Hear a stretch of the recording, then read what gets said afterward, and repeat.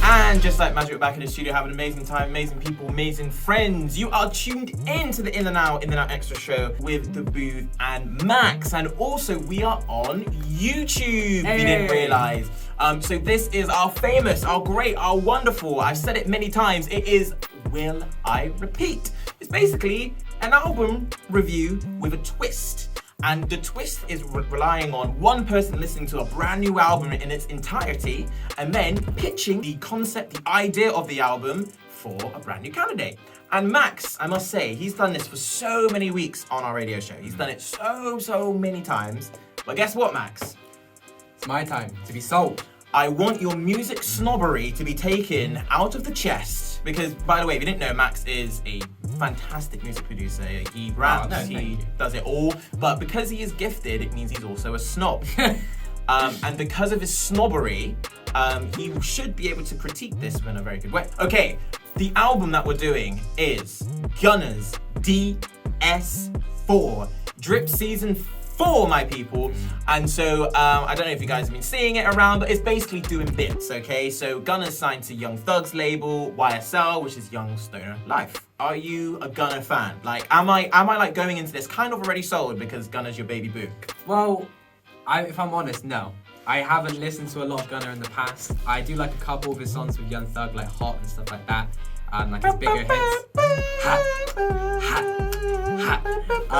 And I gotta admit, I got a big shout out to him because he actually beat The Weeknd to be the #1 on the Billboard charts. His album beat Dawn FM, which was a big deal because The Weeknd's a massive artist. Only in the US though. Only in the US, yeah. I'm sure in the UK The Weeknd's probably got him on there. But it's definitely got me excited to listen to Gunna. A lot of people are like against mumble rap stuff, and that itself has almost become mainstream. So like it's just a case of, you know, enjoy the music, listen to what the person's trying to make, and I'm here with open mind, open ears. I just want to hear it. All right, let's have a quick look at the album work. Very briefly, within 30 seconds, sum up what you see, what you think, just from looking at it. Is he a statue? Yeah. Yeah, I mean, it obviously it's called, what's it called? Drip Season 4? It's DS4EVER. Drip Season 4EVER. Well, obviously, you know, he's got like chains on him, he's got some cool sunglasses and stuff. I can see how it relates to Drip. It's definitely a cool, like, conceptual piece. I wonder, like, who the artist was that made it. We're gonna go into our first track right now. This is Pushin' P, Young Thug, and Future's on it. Here we go. Drip Season 4, Pushin' P, Young Thug, and Future. Here we go.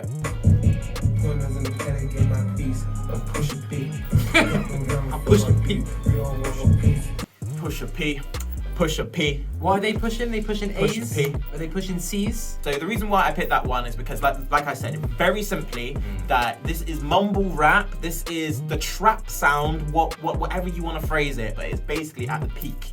You've got all of the 3 artists that basically kind of create, 2 artists that help create the wave, because Gunna signed Young Thug later. Yeah. Future and Young Thug, they've definitely created their own wave. Yeah. And 100%. they collabed with Gunna on this one. Tell me what you think. I mean, it's insanely catchy. I gotta give it that Pushin' P. But like here we go. Here comes the music snob. No. Honestly, like I actually really enjoyed that. Like genuinely. It like definitely is really catchy. My own one music snobbery is that like I can feel it. I feel like it was just that one line. Like it was just Pushin' P. I'm pushing P. I'm not complaining too much because the chorus is really catchy. I've got the lyrics. It's definitely going to be in my head. I've got the lyrics up here. Pointers in the Patek and peace I'm pushing P. Cop new hammers for my P. We don't want no peace. Can you read it like your Google? Pointers in the Patek and my piece. I'm pushing P. Copped new hammers for my P. We don't want no peace. Got a spot across the spot. Just for peace, dropped the dot, and then we plot exotic peas. I mean, that's basically how I read it anyway. That's basically how I read it anyway. But there you go. So I would just like to make that point. They are saying more than Pusha P, but that's the that's a cash song. What would you rate out of 5? Out of 5, I would give that song a 4. 4?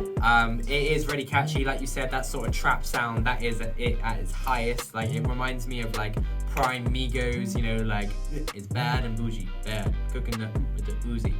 You know, it reminds me of that catchiness, those choruses that you can't get out of your head, even though they're so simple. I gotta give it to Gunna. That is a decent song right there. And I even actually like Young Thug's bit. And normally I don't, because Young Thug is just a bit like, and then people are like, oh, he uses his voice as an instrument. It's like, well, everyone does. The next track is with Gunna, and it is, I'm gonna have to say the PG version, I Don't Know That Chick.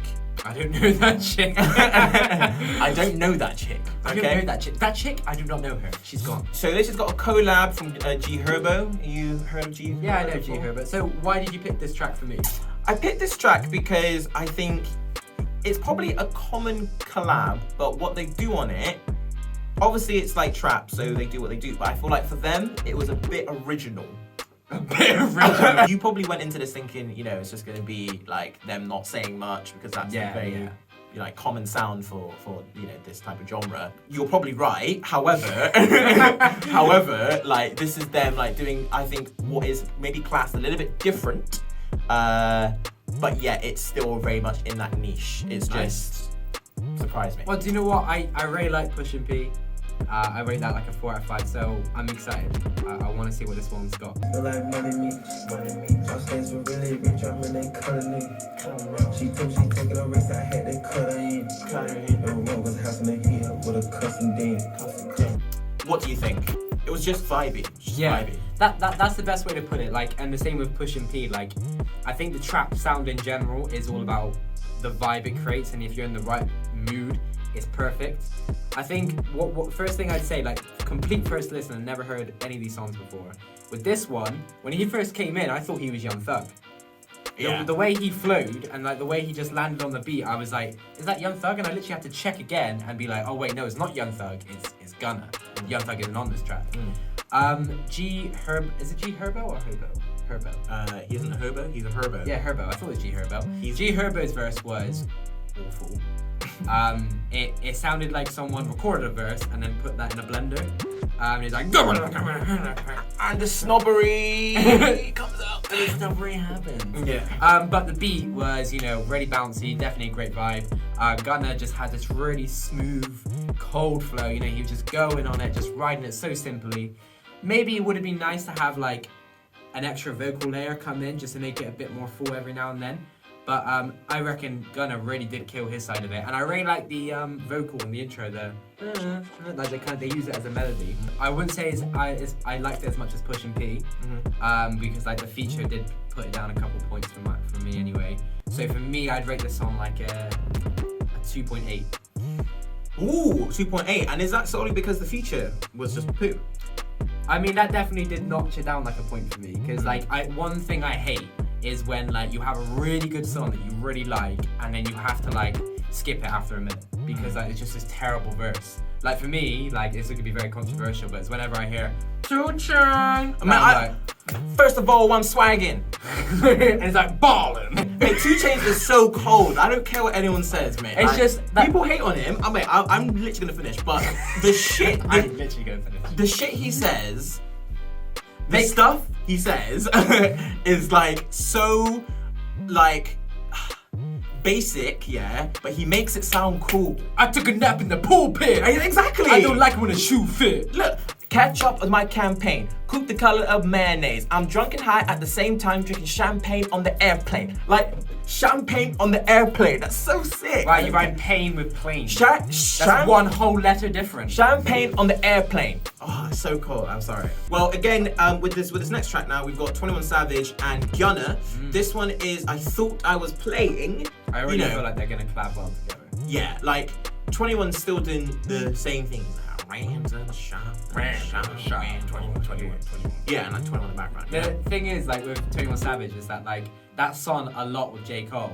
J. Cole's verse is absolutely incredible, but it sounds better than it sounds even better than it actually is because of how bad 21 Savage is in the first 2 minutes. Yeah, I know. How much money you got? A lot. Yeah. How many pounds you got? A lot. Yeah. Are you still doing the same thing? But again, it was a pleasant surprise to see how well they both collab together, and I'd be excited to see them to do a joint project. Okay, is it gonna be like how his feature on Rockstar just like was crazy? 21 Savage doing what he usually does. All right, let's go listen to. Mike Will made it. Oh, nice. 21. I'm gonna wait. Go with the back. 21. Go with the go. 21. Go with the go. Oh God. Bullets, it's an AK in my hand. These boys a bunch of. I think our flow was better. Yeah, I know. 21. There you go. That was Thought I Was Playing. 21 Savage and Gunna.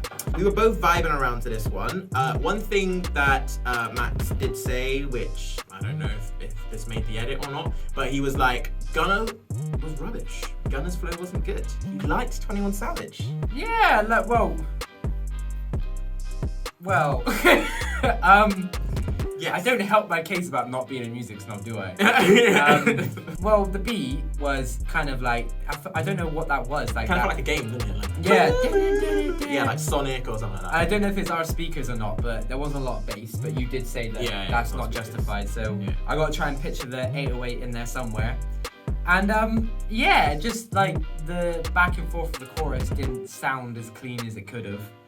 And I just think it sounded like just bad. What about I don't have like professional words to break it down. What about 21 though? He brought a side Yeah, out to himself, so- which I don't think we've ever really seen. Like he added like more than 4 words to a bar. Yeah, like you know what I when mean? he first came in, I was like, oh god. Like I even made a joke because off mic we were doing like a flow to it, and like we actually, I reckon we're doing better. Yeah. But then when he first came in, I was like, oh god, like 21 Savage is worse. And then all of a sudden he picked up this pace and he was like doing this like triple a double and like you said, actually putting more syllables and words in his bars, and. It was great. That definitely did pick up the song a lot. Like before then, I was practically like I was struggling to listen, and then when that happened, I was like, oh, actually, like hold on, this has got like a jump to it, and he started riding the beat how that beat should be rode, if you know what I mean. I think he definitely brought something new to the song, and I think quite just like how J. Cole's verse sounded a lot better because 21 Savage was so bad in a lot. I think 21 Savage's verse sounded so good here because Gunna's was so bad. Wow. Here is the biggest question, and like my first proper will I repeat, can I just say? That was my pitch for you to go back and listen again. Would you repeat this album based off those 3 tracks? I actually will repeat it, but not because of the last 2. I think the first track was just genuinely so strong, and I found it so catchy that it makes me want to go listen to the whole album to find another song like it. But the second one, which is kind of like, if it's on, I won't turn it off, but I wouldn't ever go out to seek it and put it on. And then the third one, I don't want to listen to that again.